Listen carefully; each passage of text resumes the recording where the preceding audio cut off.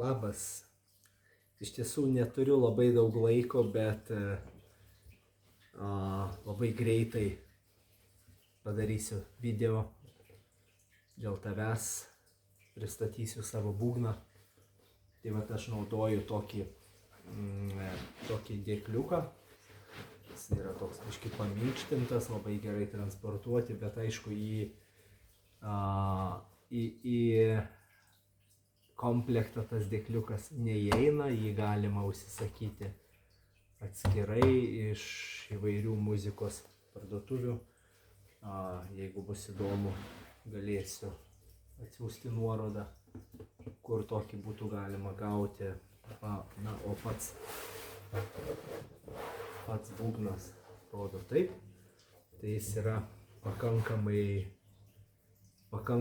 didelis, 50 cm diametro, tai pakankamai didelis, kad išgauti jau malonų garsą. Ir pakankamai nedidelis tam, kad būtų lengva jį transportuotis, vežti su savimi. Tai oda yra ožio, tai yra ne pati storiausia oda ir jinai neturi šita oda bent jau neturi jokių plaukelių, jinai yra pakankamai lygi, bet esu daręs tikrai ne kartą, kada turi šiek tiek tokių plaukiukų nedidelių, tai dar man įdomiau, dar fainiau. Tai čia nėra tokio didelio skirtumo. Kraštai irgi ganėtinai tvarkingai įsitempę. Čia yra naudojama tokia elastinė virvutė ir ganėtinai tvarkingai visur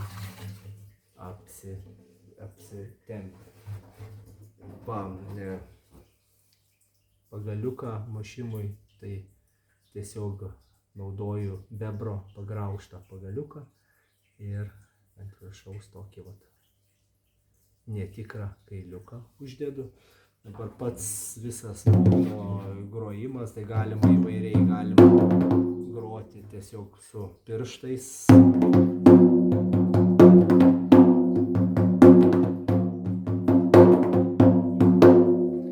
Galima groti su abiem rankom.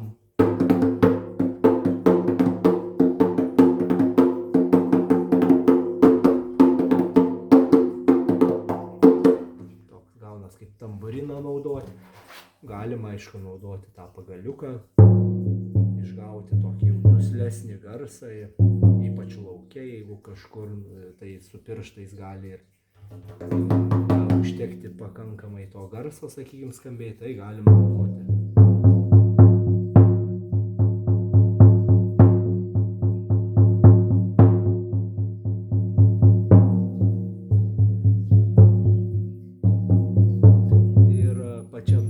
Garsas visada būna duslesnis. Šonuose labiau oda yra įsitempusi, tai jinai tokia, mažiau duslus garsas. Tai kad grojant galima kombinuoti tą norimą išgauti garsą.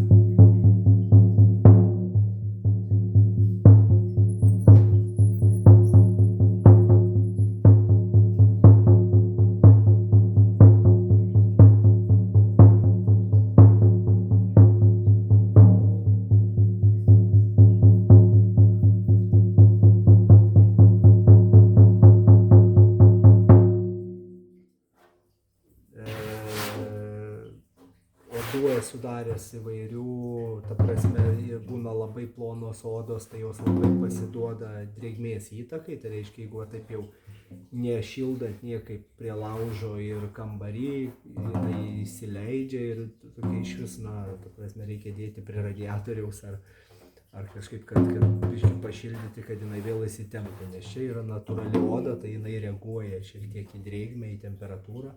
Bet paskutiniai būgnai mano gaminami yra iš šiek tiek storesnės odos, tai jinai labai puikiai, kaip sakant, jaučiasi ir drėgnesnėje aplinkoje, ir tikrai neatsipalaiduoja, neišyra ir, sakykime, nebūtina ją kaitinti prie laužo.